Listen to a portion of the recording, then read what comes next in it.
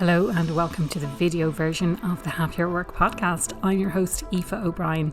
The video will start after this quick 1-minute intro. Today's guest is Cali Williams Yost. It is her second time to be on the podcast, so if you haven't listened to her previous episode, definitely go and check that out. We recorded it in the height of the pandemic in 2021 and really brilliant insights there. And I was so looking forward to having this update because Cali has recently released a report based on a survey based on US workers, but to her own admission from her conversations applicable throughout lots and lots of different organisations all over the world as well. So I'm looking forward to diving in a little bit deeper into the report. I've read some of the summaries of it, and in today's episode really the focus is on flexible working and how to make it work. So thinking about the future of work, what is that like, and how do we do it more effectively, because what we're doing right now is not really working. So if that applies to you, definitely tune into today's episode and I would love to know what you think.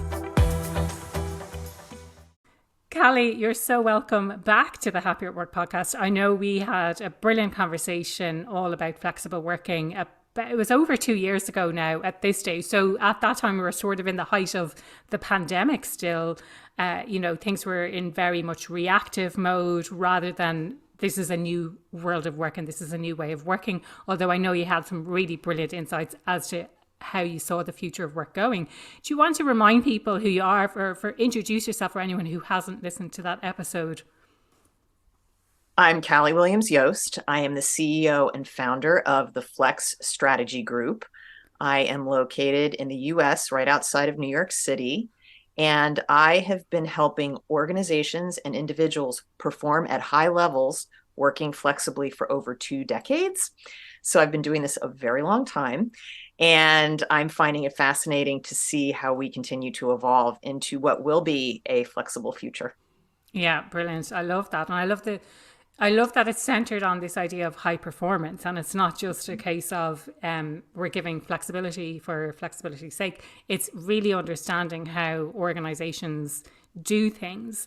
Now, we connected on LinkedIn a number of years ago, and I'm a huge fan of, and you know what it was actually, now I remember, I heard you on another podcast and I thought I must get Cali onto my podcast to have this brilliant conversation. Especially, I think it was, the conversation was pre-pandemic. But I love what you share in your newsletter, especially on LinkedIn, about the now and next of work and the framework that you always consistently talk about. And it's the what, I've written it down, the what, the how, the when, and the where. And I know we had a bit of a laugh pre-recording about the why. Do you want to share with people, well, what the why is? And then we can maybe talk about the rest of the framework.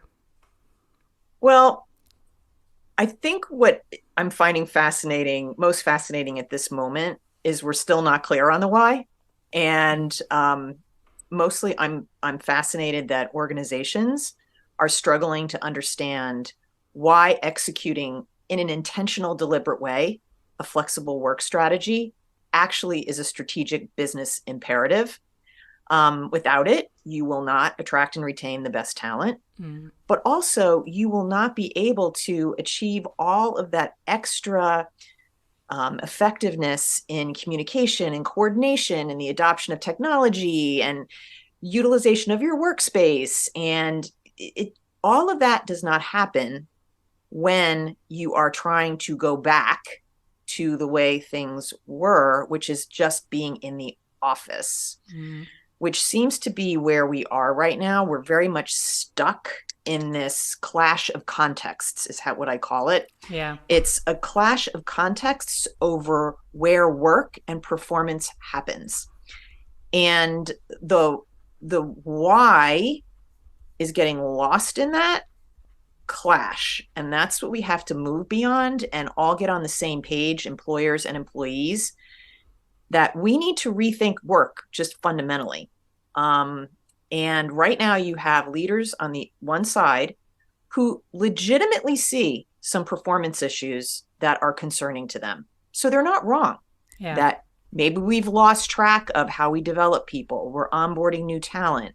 How do we communicate efficiently and effectively across these different dimensions? But their default context is we got to get back to the office. And if we just get back into the office more, all these things will magically happen. Yeah. And our on the other will side, magically disappear. Will magically mentor people, will magically train new talent, will magically just communicate better. And the thing that they miss is, in many cases, all that was not happening all that great before COVID. Yeah. Okay. People were just showing up in the office before COVID, putting their headsets in and emailing each other, people across the way. We weren't onboarding new talent very well.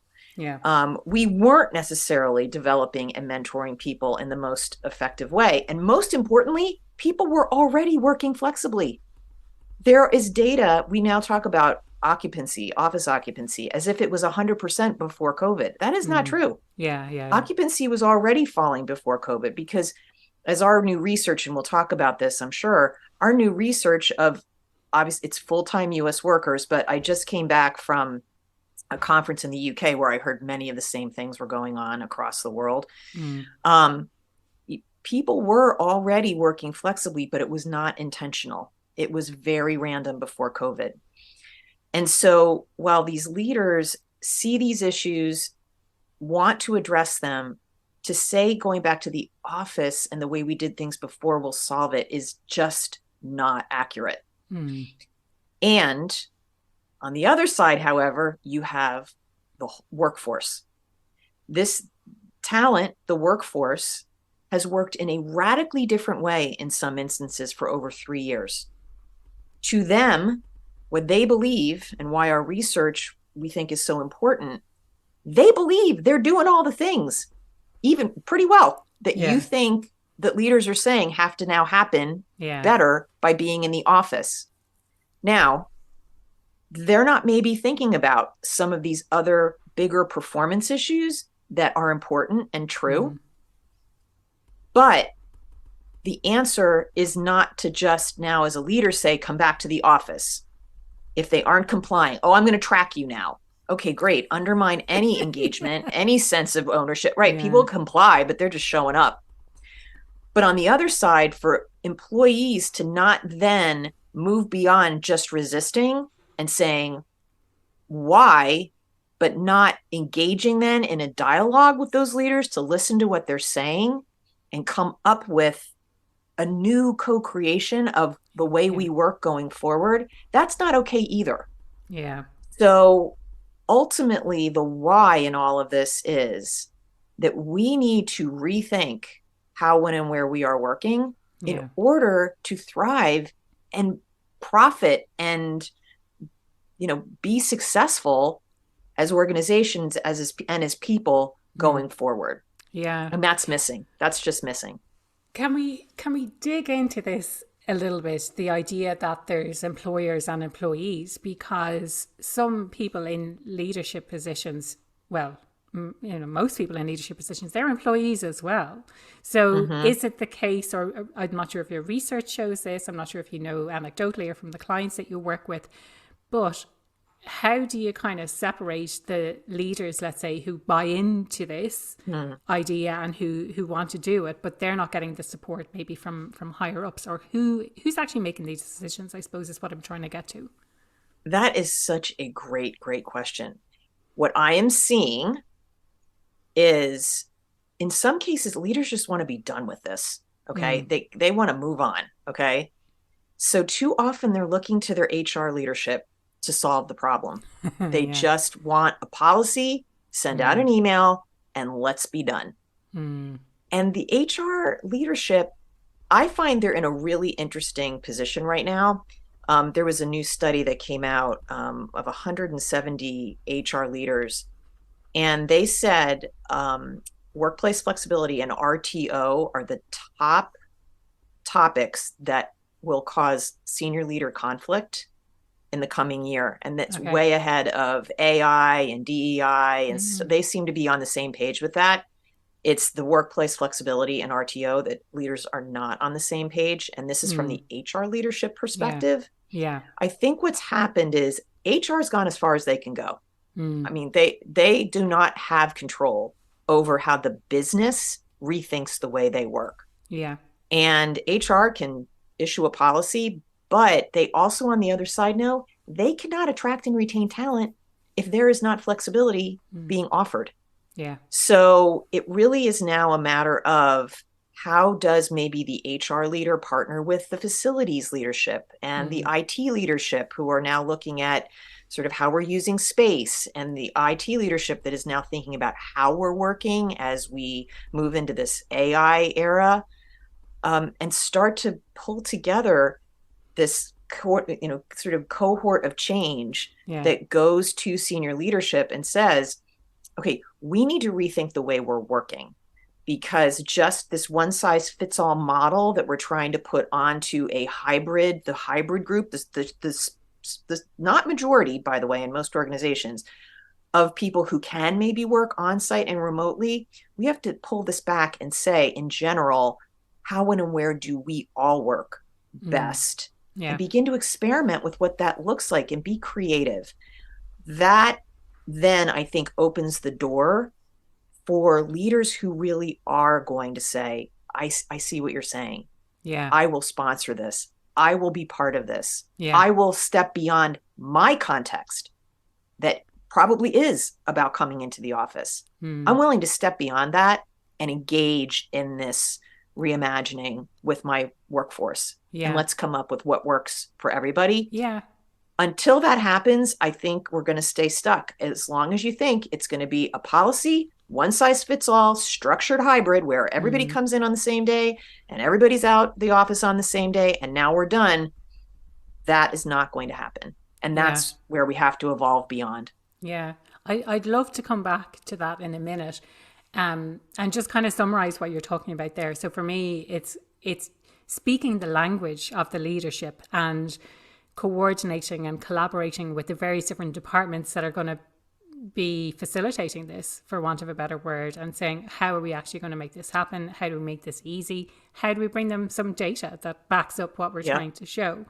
Now, the other question, kind of building on the previous one, is who are these leaders, or why do they think that it's the right thing to do? You know, why are they so set on bringing people back to the office? You know, here's my insight into this. I think they don't know what to do. I think they have so many things coming at them that it just feels they genuinely are concerned about things like cultural cohesiveness, developing new talent. They're not wrong. They are not wrong, but they don't know how to execute addressing those issues in any other way than saying we need to be back in the office. And I'll tell a quick story. I was with a group of leaders a few months ago, an organization that was really tempted to do an RTO mandate, like just, you got to be in the office 3 days. But the CHRO, by the way, to her credit, she said, no, we're not doing that, because it does not solve the problem we are trying to solve for, which is how do we develop people? How do we have cultural cohesiveness? It's just going to get butts in seats. Nobody's going to be doing what we're asking them to be focused on. So I said to this group of leaders, I said, is it really about getting people in the office a certain number of days, or is it really having more intentional in-person interactions when they are together? And to a leader around that table, they all raised their hand for the second one, the second option. So they understood what they were really trying to understand and get to is having people interact with intention when they are in person. But then, as I pointed out to them, they also need to be doing that when they're not in person. So as you're executing your strategy, you need to be clear about, all right, when we're coming in together, what are we doing? What are we prioritizing for that time? Yeah. But then when we are not together, what are we also going to be continuing to do in terms of developing talent, cultural cohesiveness, right? So it's when you lose that, when you just go to the days. But I think the leaders that do that don't know how to engage in that process I just outlined. Yeah. And that's what's missing is the execution and it making it, and you brought it up, and I think this is really important. The execution in a way that is doable and manageable. And one of the things I like to say to our clients is, this is part of what you're going to do anyway. Okay. If you're looking at AI and how work is being done and you have a whole task force and you're putting all this stuff, you know what? Layer in. All right, this is how we're working. So when are we working? Where are we working? Yeah. Because I'm assuming you're applying AI to the priorities and the activities of your business. So those things can be now reviewed through those other lenses as well at the same time. If you're looking at improving your process, or, you know, organizations are always trying to be more efficient and effective, just add another layer to it. Okay, what do we do? How do we do that more efficiently? When do we do it? Where do we do it? And again, that then becomes, you're looking at the way your organization is operating across all these different dimensions. And that's how you do it. But that's what's not happening. Yeah. And I mean, I just love this idea of questioning. And you would think that businesses should be thinking about this all the time at a strategic level, at those senior levels in organizations, thinking about the what are we doing and how are we doing it, essentially. But now you're just bringing in the when and the where as well. Correct. Yeah. Exactly. Yeah. Exactly. And, you know, when can be things like, when do we work in real time with each other? Yes. When are we working independently? Yeah. Are we having core hours when we're having meetings? Is there elements of focus time that we want to put into it? Those are all that are required to get this work done well. Yeah. So, you know, these are the elements that get lost. And I'm going to say it's also the element that gets lost when we keep focusing mostly on where. And that's what's still happening. If we do talk about this, it's about, okay, when are we working remotely? Okay. But then what are we doing when we're together? Or hybrid? Okay, that's great. But when you say hybrid, what does that mean? It means sometimes going to be in person and sometimes going to be remotely. But it's not always necessarily in the office and at home. For a lot of organizations, there are other places that you have to think about working, at the client site. So, you know, you have to broaden the lens beyond some of these rigid boxes that we keep trying to put this into. And you got to start with the what, and then let the where be determined by that, by what you're trying to do, and not by a box you're trying to work within. Can we talk about some of those practical things that people need to consider? So what, like, let's say I'm thinking from a listener's perspective. So someone's tuned in today, they're a leader in an organization, they have a team. How do you kind of progress these types of conversations, or what are the things that I as a leader should be thinking about in order to, exactly as you described it, what is required to get the work done well? I imagine it's having that conversation, but like, how do you facilitate that? What are the things that people should be thinking about in order to get the result that they want to get?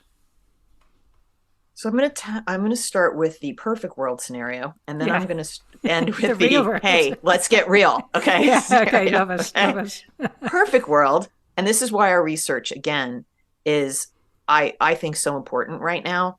And just for your listeners, you can go to our website, flexstrategygroup.com, pop-up comes up and you can download the report. And it is a study of a demographically representative sample of U.S. workers. So it is U.S. However, as I just said, I've come back from an international conference where I've heard many of the same things. So I think there is an application to a much more broad application. But perfect world, you're training people.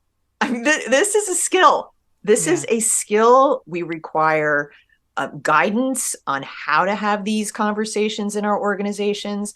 There should be a consistent process that is being rolled out across the organization. So basically everybody's addressing this consistently, even though the outcomes may be different.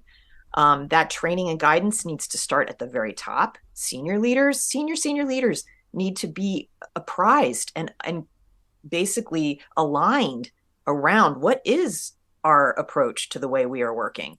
How, when, and where do all of these elements fit together? How do they articulate the flexible work strategy for their business and why it matters? And then most senior leaders also need to understand that they have to understand the technology.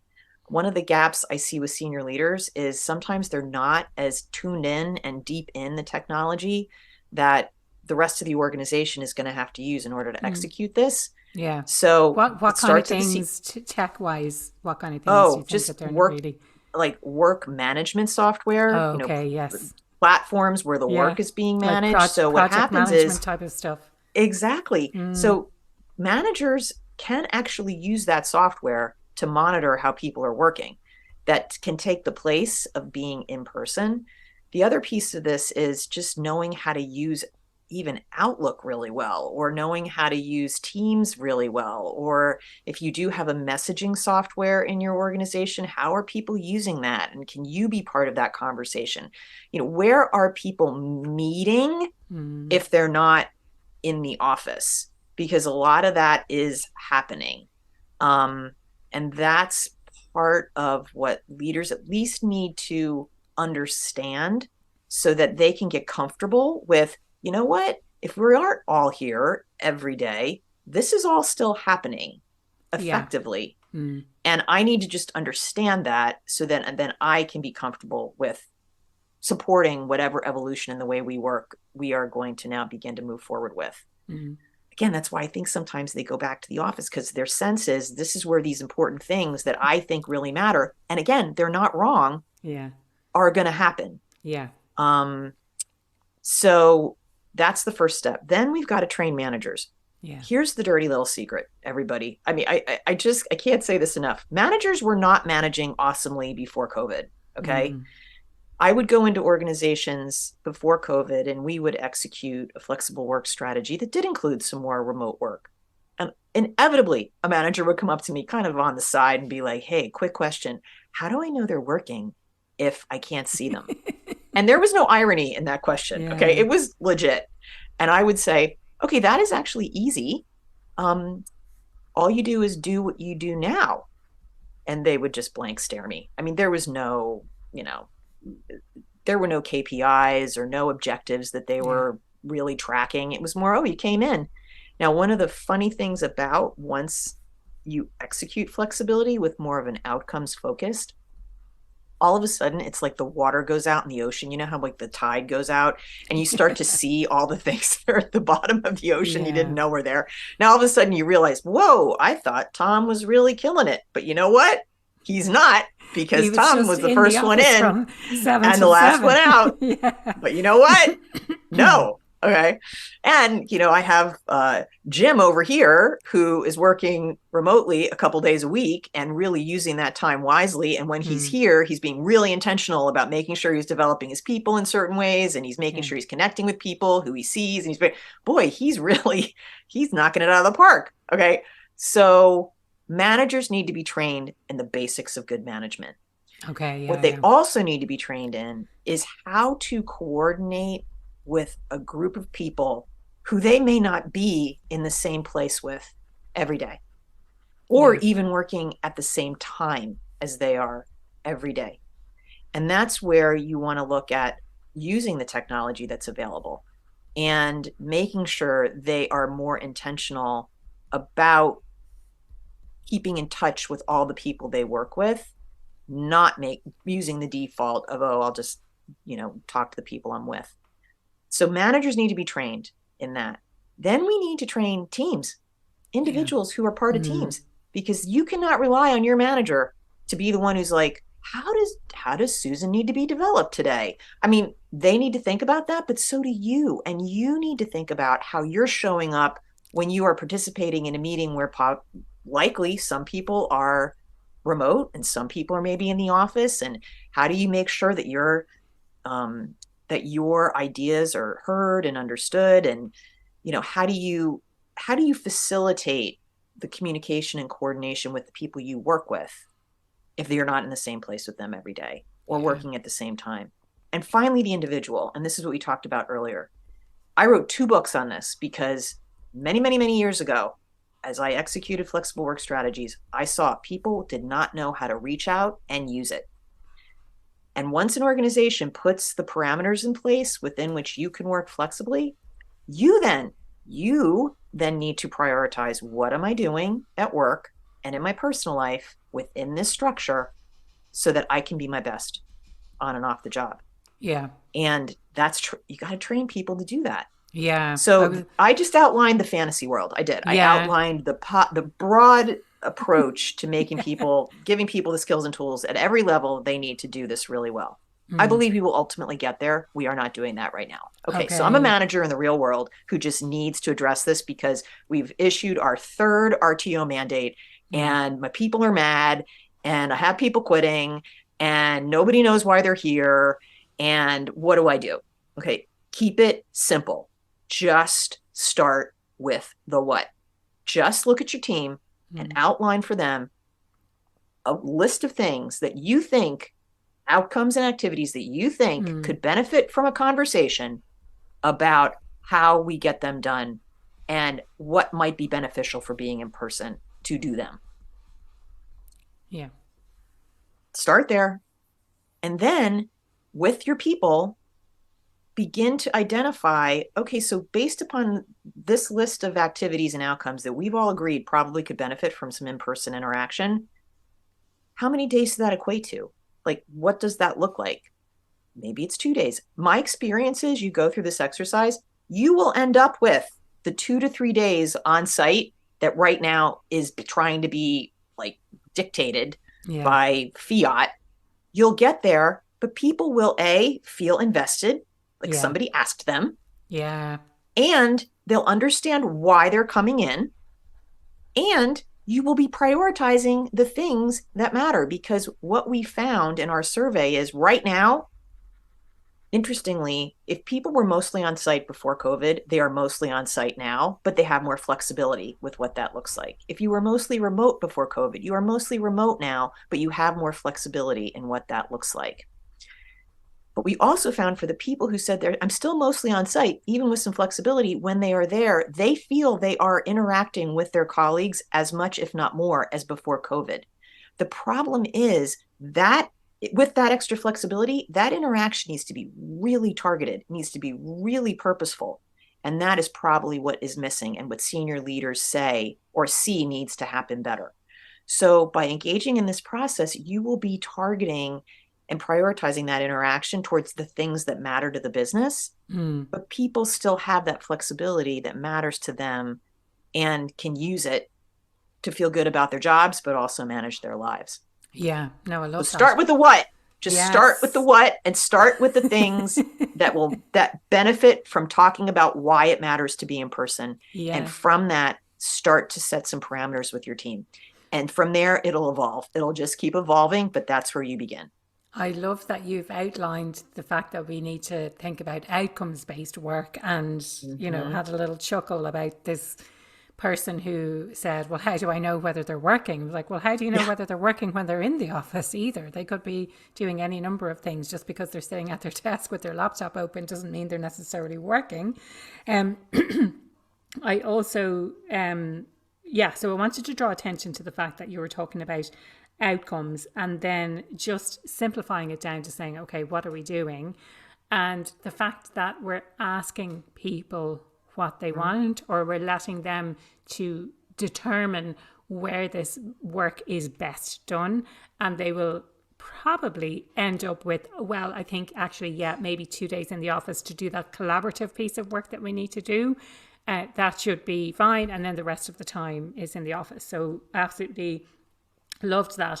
And having read the kind of synopsis from the survey, from the report that you put together, I think one of the things I wanted to address was this idea of training and guidance. I think we've done that, unless you have something else to add in relation to that, Cali.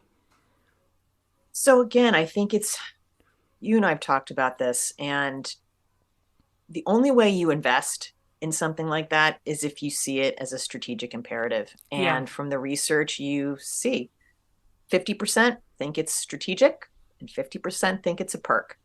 Yeah. And as long as you think something is a perk that is an add-on, it's kind of a nice to have, you are not going to make the investment in that type of training and support to execute and work with. Okay, so this is what I was saying to an L&D leader recently. They had this fabulous curriculum of training.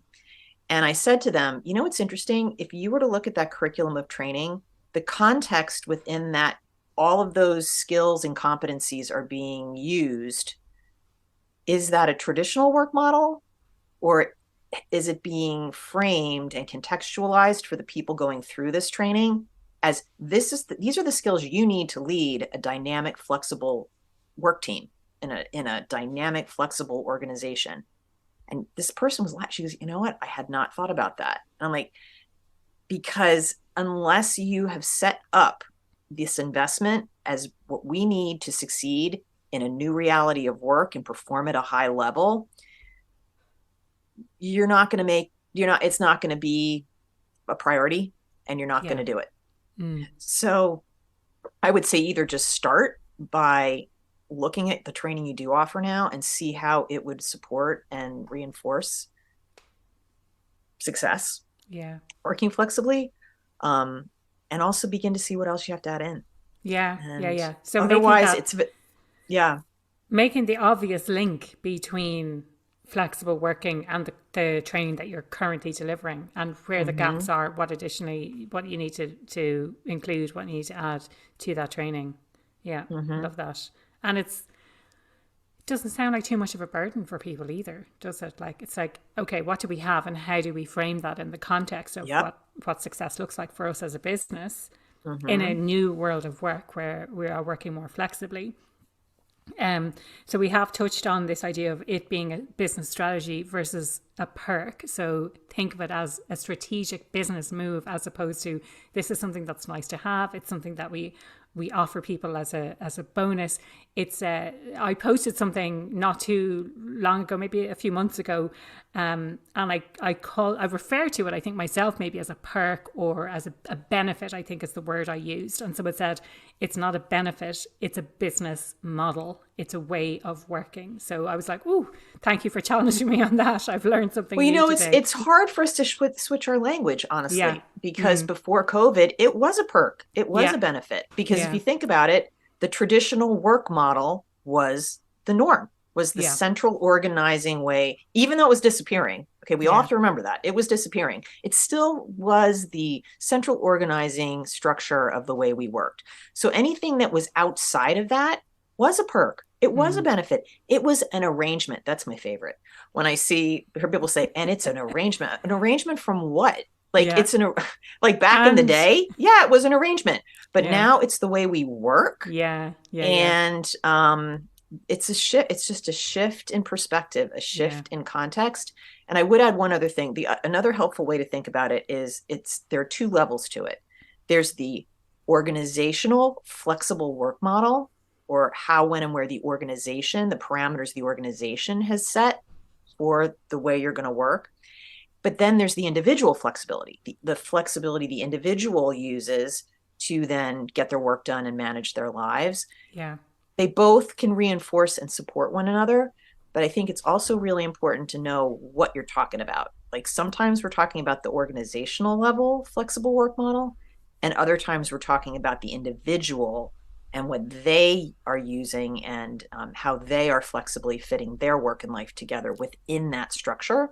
Yeah. So it helps to kind of know which you happen to be focusing on at a particular time. Yeah. Really, really good point. I love that. And something I wanted to add to something that you had said earlier as well was this idea of individual flexibility and us finding ourselves in this new way of working and not really knowing how to manage it. So the research that I did as part of my master's, one aspect of that was this idea of autonomy, and something that surprised me, because we often think we just need to give people a whole load of autonomy and then we've ticked the box, they have autonomy, brilliant. But actually from the research that I did, the secondary research, this was done by someone else, and as an aside, I didn't end up including it in my main thesis, but it's something that I bring into the work that I do. It's about finding that balance. So it's not just giving people flexibility, it's giving people flexibility with enough guidance. So too little, not flexibility, autonomy. Too little autonomy and you feel like you're being micromanaged. But when you have too much autonomy, you're lacking direction. You're not really sure which way you should go. So I think the pandemic brought about a lot of that, where people were feeling maybe a little bit aimless. And now we have the opportunity to educate people, to really let them know, here's what the expectations are. And if you don't know how to prioritize, and if you don't know how to set clear boundaries for yourself and use this flexible working opportunity to its maximum, here are some ways that you can do that. I think it's important, because a lot of people don't know how to do that. No, they don't. And this again is where the organizational structure and the individual flexibility can really support one another. It's when the organization goes through that process of setting the parameters within which everybody agrees they're going to work. That makes the individual, that gives them that, okay, so these are the parameters I can work within, right? And now how do I fit my work and life together based on my unique job reality and my unique life reality? How do I fit that together in a way that works for me and my job? What does that look like? Yeah. And that's why both parts go together. I think that's where we're struggling right now, is it does feel a little scattershot without those parameters. And I think this whole RTO mandate, one size fits all policy thing is an attempt to put some structure around something. The problem is it's not based on the work. So it's not optimized. So with both of those parameter setting and then the individual knowing that they have the autonomy to then be intentional within that structure is really, really powerful. It's really powerful. And, it's funny, our core question comes back to, what do we need to do? And what do we need to do? And how, when, and where do we do it best is the first pass. But then it allows the individual to say, what do I need to do? And how, when, and where do I do it best within that structure? Coming back to this word best, people ask me, how can you be so excited about this work after doing it for more than 20 years? Because really, don't you get tired of it? I really don't. And I'll tell you why. I live for what I call the spark, because it always happens, is once the organization starts to think things through and consider the optimal way of working, and individuals then have the flexibility within that to be their best, it unlocks such a level of commitment and engagement, good feeling, that I live for it. Like, honestly, when it happens, it just happened in a client recently, and you would have thought I had just won the lottery. I was so happy, and it's magic. So, again, the return on the sort of payoff from paying the price of having to go through a process like this is so much greater. I just hope more people do it. Honestly, you're going to have to, at the end of the day. The way we're doing it now is not, and I think I may have sent you this research. KPMG just surveyed CEOs from around the world, and 67%, I think, said we're going to be back. Office jobs are going to be back in the office 5 days a week in 3 years. That is not only do you not, I don't think that's going to happen. But you don't want it to happen. You want to engage in a process where your corporate office people are being really thoughtful and intentional about how they are working based upon what they need to get done. So, it's a missed opportunity, and I think we'll get there again, but it's too bad it's taking as long as it is. I think, from what you're saying, this one size fits all and not being optimized for what needs to get done is a lazy approach. It's someone says, again, going back to your earlier point, we need to have a policy, and we need to say Monday and Friday is working from home or working somewhere else or whatever, and 3 days in the office, and that's it. It requires zero thought. It requires zero input from leaders, and it takes time to do that. But as you're saying, that time investment is really, really worth it. And everything that you're kind of talking about now comes back to another one of these findings from the report, which is this idea of employees pursuing flexibility, and maybe the fact that the CEOs are a little bit blind to that at the moment, that they can't see that what employees are doing and what the best talent will be looking for are those flexible working opportunities. Absolutely, because one of the things that, I hear here and there, but I do think it's an undercurrent, is, well, if we could just get a good recession, Okay. That'll get everybody back. Yeah. Okay. Yeah. Then they'll be And I'm grateful thinking, for their jobs. exactly. And you know what? Okay, maybe. But you know what? Then you're only further behind because the economy will pick up and we Yeah. are in a talent crunch that is not going away. It's demographic. Okay. Yeah. People are aging. There are not as many people coming up through the ranks. Like, yeah. And you will be behind and you will not have put in place the intentional flexible work model that allows for the business to perform at a high level, people to perform at a high level where everybody's on the same page. Yeah. And you're ultimately going to have to do it because this is the other thing. I actually had this conversation with a leader recently. He said, you know what, quite frankly, I'll just hire somebody else to do the job. And my very kind and patient response was, who are you hiring? Like, who? And where are you getting that person that's dying to come into your office 5 days a week and do their job? And he kind of didn't have an answer. And I'm like, I'm encouraging you to think about this before you get, sort of very, specific and rigid about what you're doing. Yeah. Because what's going to happen is people are going to leave. They're going to leave because smart employers are going to be like, hey, there you are, smart, trained person. Come on over here. You do not have to come in every day. Yeah. And they'll leave. And then you're not going to be able to find somebody who's awesome, who's going to come in 5 days a week. Then you're going to end up having to offer the flexibility anyway. And then you're going to have somebody who doesn't know how to do their job. Okay. So you might want to just go there first and keep the people you have. But again, people are not going back. They're not. They are not. Their context, remember, let's go back to our class of context, right? Their context has 100% changed about how, when, and where they can work. Again, doesn't mean they are focused on some of these other things that do matter, that require a conversation about a new way of working that addresses not just my personal productivity, but the broader organizational performance aspects that could benefit from being in person. But they are not going to just march on back to what they were doing before. If there is an alternative, and there is going to be an alternative for many, many good people. So just make peace with that and say, this is true and real. And now how do we move forward, making sure all those aspects of our business that we need to put in place to succeed are being addressed in an intentional way, working flexibly. I love that. Like, let's just replace them, like as if it's a number. But that is happening. It's going to like, great, don't work here. I'll get somebody else. It's like, you really aren't. Like, you're not. Okay. So, but that does not mean that everybody should just do whatever they want. Yeah. But you have to start the process to put the parameters in place within which they will work flexibly. Yeah. No, I love that.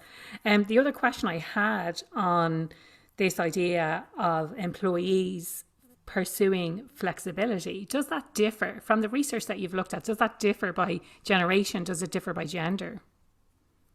So there really isn't a significant difference, honestly. There is sort of a narrative out there now that women need flexibility more than men. But as I like to point out, our research consistently shows that when you ask the question a slightly different way, when you say work from home, the percentage of women working from home, is higher than men. But when you ask the question, where do you do most of your work? And one of the options is from a remote location, not on your employer's site. Men consistently make up the highest percentage of remote primary workers. So why that matters is it's really about the way we all work. And Gen Zs, they want flexibility, but they also want to be in the office. They get it that, it's important to be together. And also it's important to recognize a majority of workers have to be on site. They really, really do. And on-site workers, whether you're a man, whether you're a woman, I mean, you want to understand how you can have some flexibility as well. So I think it's important to understand that flexibility does benefit women. It does benefit people who have caregiving responsibilities. It does allow people who are going to maybe retire, stay in the workforce a little bit longer than they would otherwise. And I would say senior leaders, I don't know one senior leader who spends every day in the office. I really Yeah. don't. Yeah. Okay. They're traveling, they're going here and there. They have flexibility. Yeah. So, when we start making it about demographics and generations, it's interesting and important. But I think at the end of the day, we have to just see it's about how we all work Yeah. and are able to do our jobs, manage our lives across the different phases of our lives and careers. Mm. And what does that look like? Yeah. Yeah. Yeah. Brilliant. I love that. And the question that I ask everyone who comes on the podcast, what does being happier at work mean to you? So, being happier at work to me means just being engaged in what you're doing and passionate about it and continuing to be curious, ask questions, be open minded, and, you know, and also at the same time, making sure you're being as intentional as you can about taking care of yourself. Mm. I think this is a really challenging time. There's a lot going on. And I think we all play a significant role in coming up with what the solutions are. But at the same time, we have to take care of ourselves because Yeah. this is a marathon we're in right Yeah. now. It's Yeah. not a Yeah. sprint. Yes, look after yourselves. Yep. Brilliant. So you mentioned already about the survey. Do you want to let people know how they can connect with you? What's the best way to get in touch and where they can find the survey as well? So go to our website, flexstrategygroup.com. And as I said, the pop-up will come up and all you have to do is download the report and you can get all the information. You can connect with me on LinkedIn. I love to connect with people on LinkedIn and I do post there quite a bit. And you can sign up for my newsletter. I'm glad you like it. We do issue it every week and we just try to offer some really practical, real world advice and tips on how to actually execute this now and next of work, which Yeah. is going to be flexible, Mm. but it is about performing at a high level in that new Yeah. flexible reality. Yeah, yeah. No, I love that. And I think today we have shared some really practical things. That's I love to keep this podcast really practical so that if someone's listening, it's not just a case of, oh, that's aspirational or I could do that someday or now I know more about that thing. It's how can I take what I've heard today and apply it to my very real situation that's happening for me in work at the moment. How can I turn that into a conversation or an action or whatever it might be? So thank you so much for providing those practical tips today. Really, really appreciate your time. Oh, and I just love being here. So thank you for having me.